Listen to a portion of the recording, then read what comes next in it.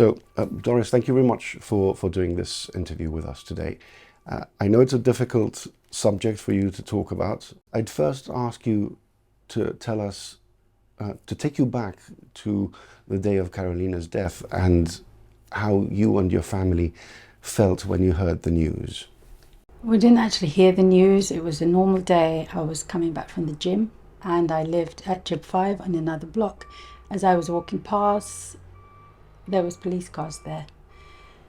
And because my sister had split up and had already moved to my mum's house, I saw those police cars and I really got a sinking feeling.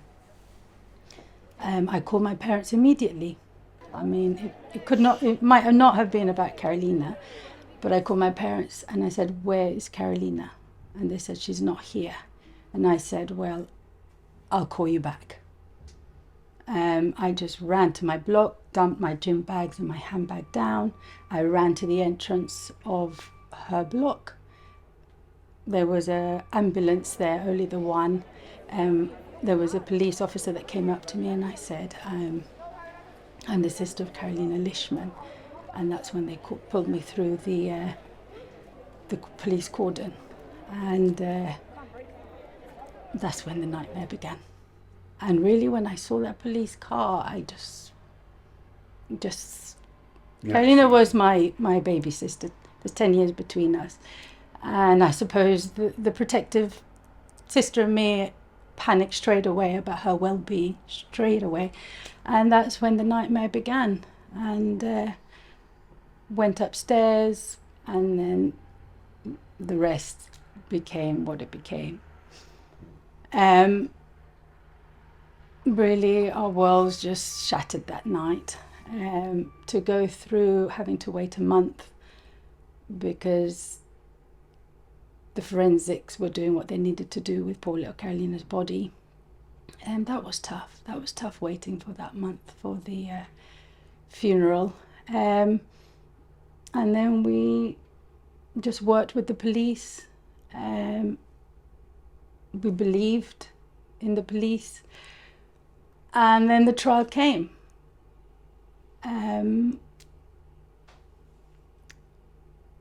Obviously, losing Carolina is just, I mean, where do you begin? How do you put into words what we have lived through for the past 5 years? And really, we all have to die, but to die in such a manner and at the hands of another human being, you kind of, some days you live in denial. And some days it's very hard to comprehend that. And that's part of our journey now. And it's a complicated grief. It's painful, but all we can do is be here for one another as a family and just try our best. And is it complicated because you feel that at this stage you still haven't had closure? The grief is a separate thing. The grief is a totally separate thing. I think closure, I would say, do you ever get closure from something like this? So that is on the grief front. On the other front is a totally different matter. The girls are the ones that have lost out the most. They're going to live the rest of their lives living with the fact that they don't have a mom, and the love and support that your mum gives you is just irreplaceable. So really, the people that are really affected by this has been the little girls, big girls now. But yeah, it's tough, but you've got to find strength from within. So obviously we miss her every day, and she's so special. But it's something that we have to come to terms with, and that's our personal loss of our dear little Carolina. But that's one side, of this story. And yes, it was me that picked up the phone to you, and I really feel it is now the time to speak about what has been going on. Okay, so let me take you now to the first moment, I believe, when you were dissatisfied with the way that the justice system had dealt with the the trial and everything that happened afterwards. What were your thoughts when the Director of Public Prosecutions said in court that the charge of murder had been reduced to manslaughter?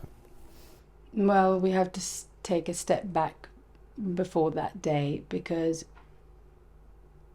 the DPP and the police actually 5 days before the retrial called us to meetings.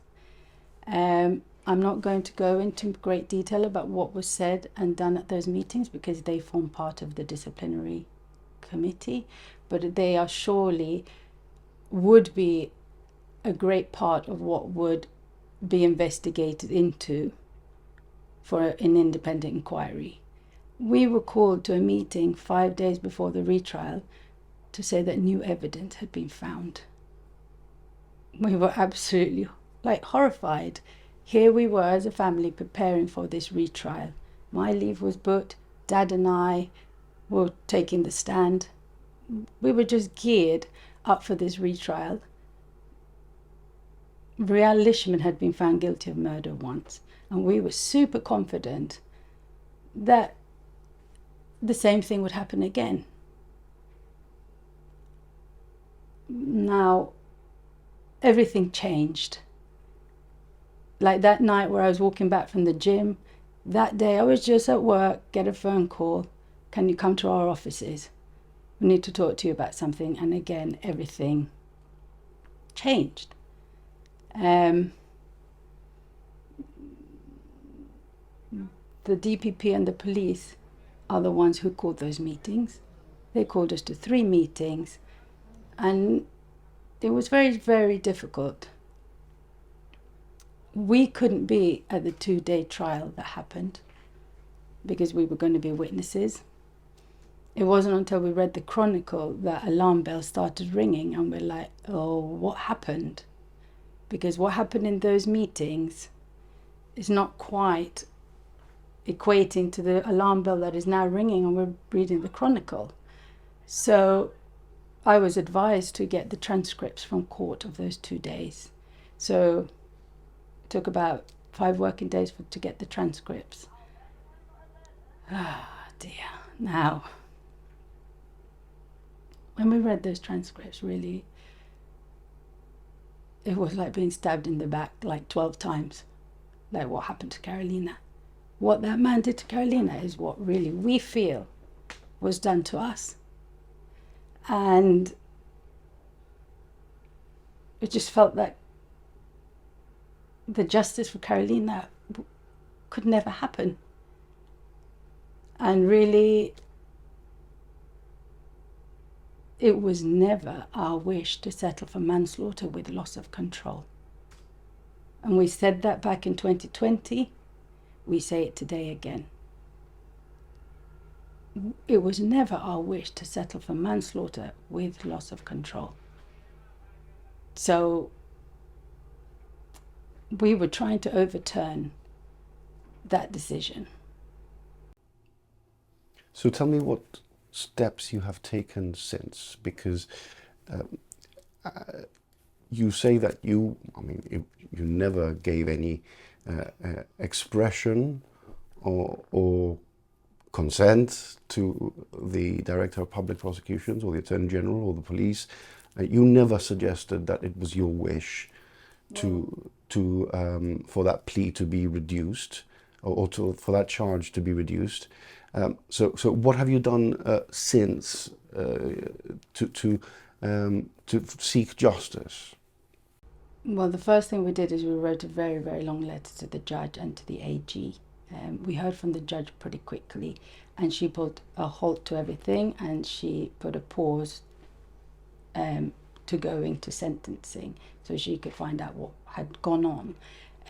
We didn't really ever hear from the Attorney General. At a push, he did reply to us. I do have it here, but I don't really want to go into that letter. But just to say that it wasn't until the judge ordered him to investigate it that then he investigated it. But that investigation, he never once met us. So But by investigate, you mean investigate the reasons as to why the plea. Right, the plea to the reduced charge. Yes. So to look into this plea, I mean, so much went on in court, and there is a judgment which is very detailed, which really off the top of my head I can't go into, and really, as a lay person, I don't want to go into it.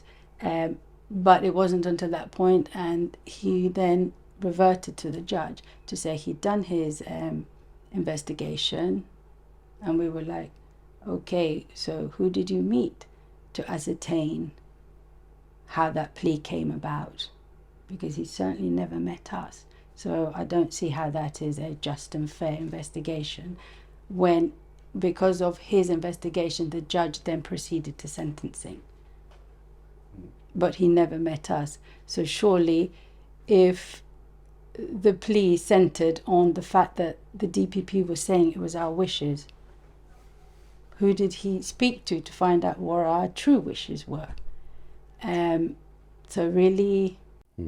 So after the reduction of the charge and the subsequent sentence, have either the Attorney General or the Director of Public Prosecutions ever met with you or talked to you? Well, the Director of Public Prosecution, following our letter to the judge and the Attorney General, he stepped down from the case.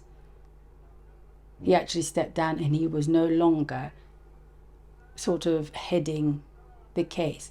He didn't actually replace himself with anybody, he just let his junior step in, which really, when you've got a QC from the UK, at that point they should have replaced him with someone that wasn't a junior, because the QC from the UK was involved with all the sentencing.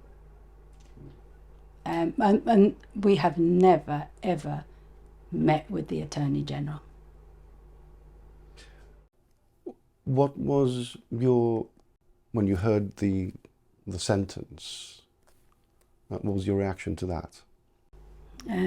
Obviously we were part of the sentencing because we had to give victim impact statements.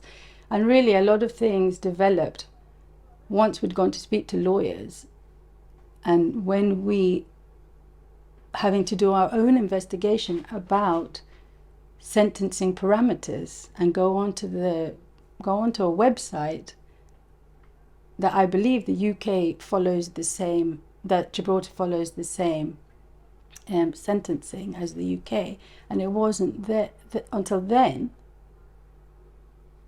that we discovered what the top was.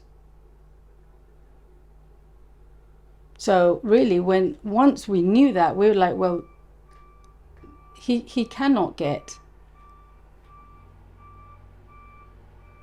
more than 10 years. But also, the critical issue in all of this is that, I want to be careful how I put this, because this is, all very delicate matters. But the point is,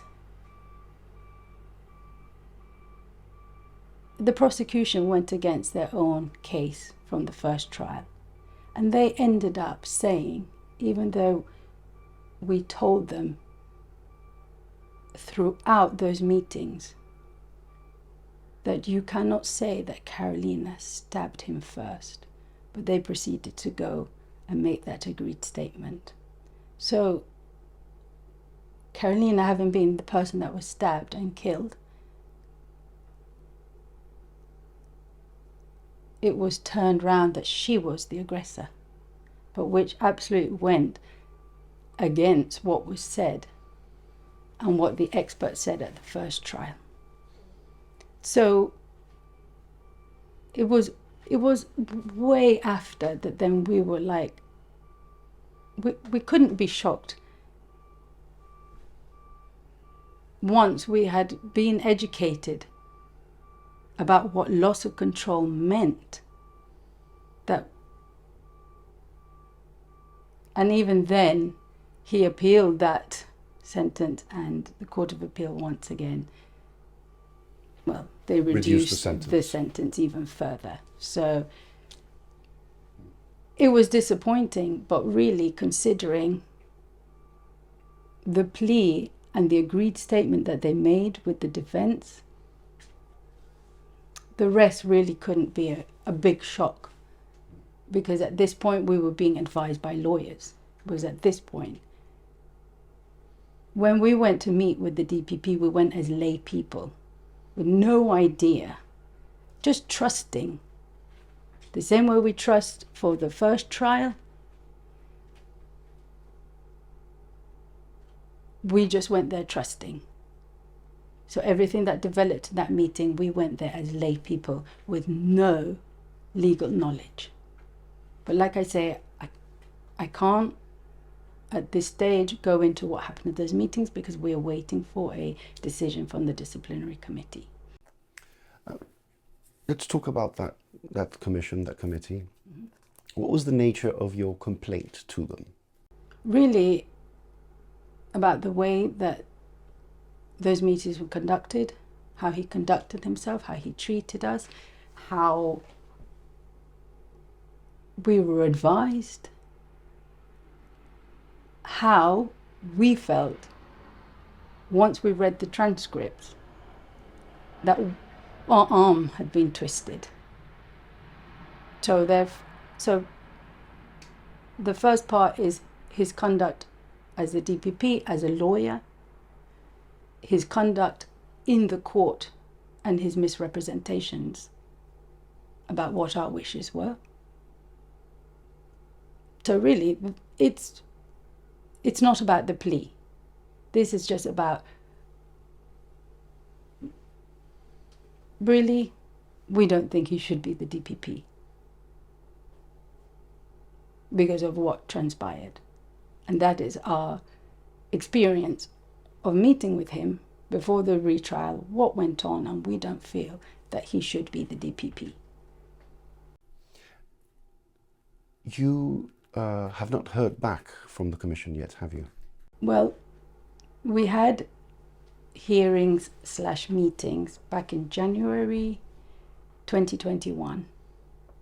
We have, through trial lawyers, we have sent them numerous sort of asking for an update, what's going on, not even a reply, let alone a decision, not even the courtesy of, we're still working on it, could be another 6 months, just to give us an idea. So we just feel like we're sitting here and that once again, a door has just been slammed in our face.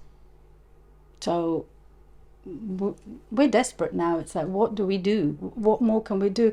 Being polite, writing letters, doing, the right thing just doesn't work. And really that's why I'm here today, because nobody wants to give answers to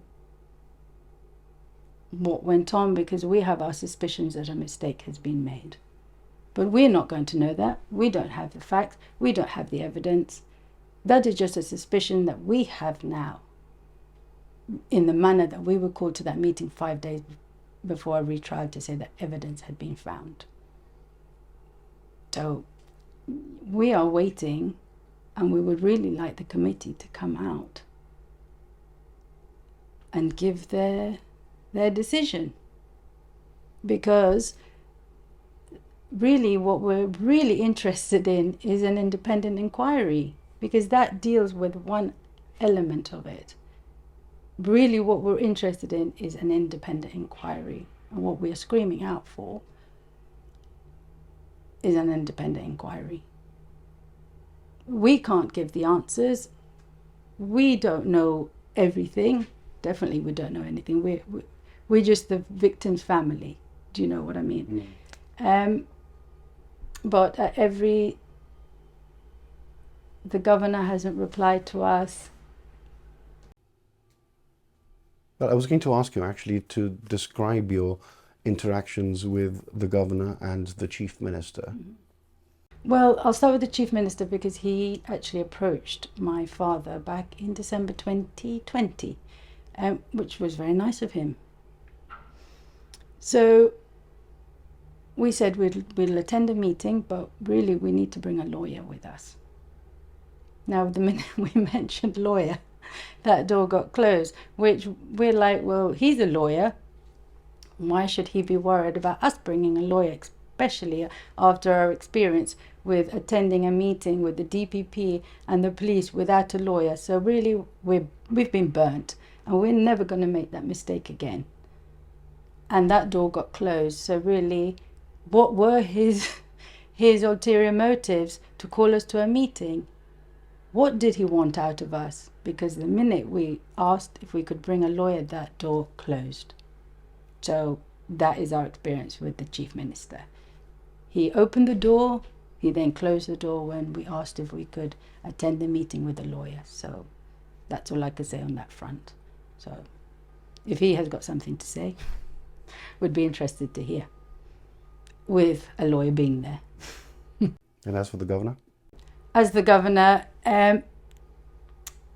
well, the governor comes about because of the petition, the march. We had already said that we wanted an independent inquiry.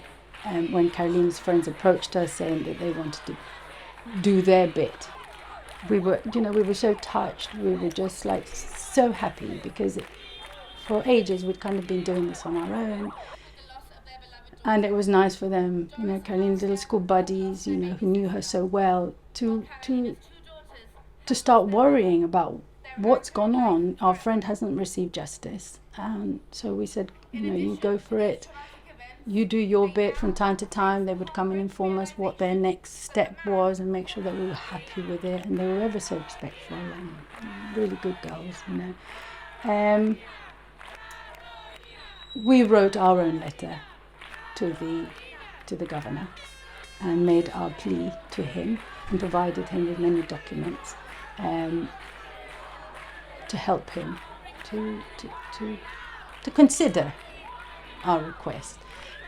Obviously, at the end of the march, he kind enough came and met us. That was a very touching moment. I didn't know this, but he did tell me that on that night, he told me that it would take him about 2 weeks and he would get back to us, and that he was a lawyer, so he understood all this jargon on what would be in this envelope. He would be able to understand because he was I don't know if he's still a lawyer or not, but that he was a lawyer. So we thought, great, we can leave it with him.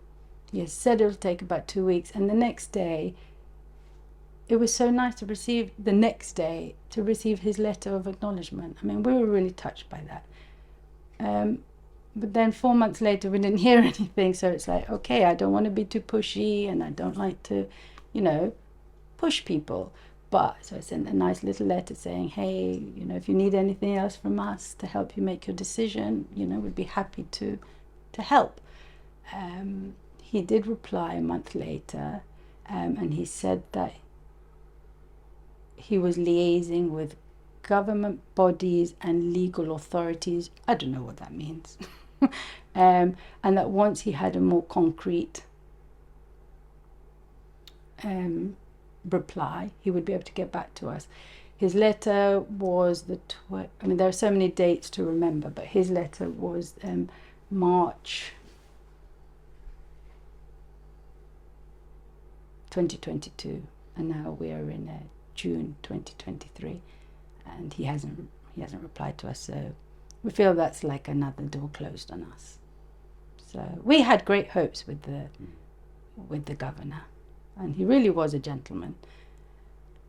But we are still here without a response or an indication of any sort of what he feels about an independent inquiry. So we're waiting. So if he's got something to say to us, we'd be happy to hear as well. Let's go back to that march. Mm-hmm. I imagine that in those moments must have been very emotional for you. Hugely. It must have been uplifting in a way, but sad in another. It was great because we felt that when everyone was chanting Carolina's name and clapping, that it was going up to heaven. And that everything that had been happening for the past year, she was hearing, and that people loved her, and that her life did matter. even though in the end the system turned her into the aggressor. That night was really special for us because it felt that the message was getting to Carolina. So it really was a very special night, and to see all those people there and caring and taking time out of their lives to come out. But also I think it's a reflection that people don't want these type of things happening and that they want answers. But unfortunately, the 5,000 people that signed that petition, the doors have also been slammed on them because they don't have any answers. You know, we're not disappointed in anybody. We are so happy that they signed that petition, but the door is being slammed on them. But it isn't for them to then keep rattling on and rattling on. You know, they did their bit, and now we're back here to say we still need answers. And if a mistake has happened, the only way you're going to rectify it is by admitting that mistake, moving on, and making sure that this never, ever happens again. You can't change the past, but you've got to make sure that when decisions like these are made, they are made for the right reasons. We want justice! We want justice! We want justice! We want justice! In your mind, what would justice look like for Carolina?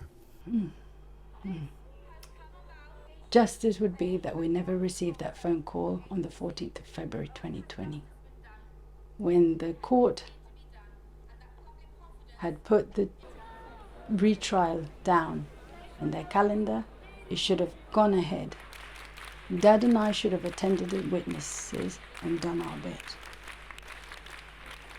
The jury should have been the ones to make the decisions on facts. And then it would be then the judge. Well, whether because the first time we sat there like, oh my God, what about if he's found not guilty? He can walk out, and that's the system. But it's the jury, based on the evidence that's on the table, who make that decision. They found him guilty. I mean, I don't think you can call it happy, but it was a relief. It was a relief, you know.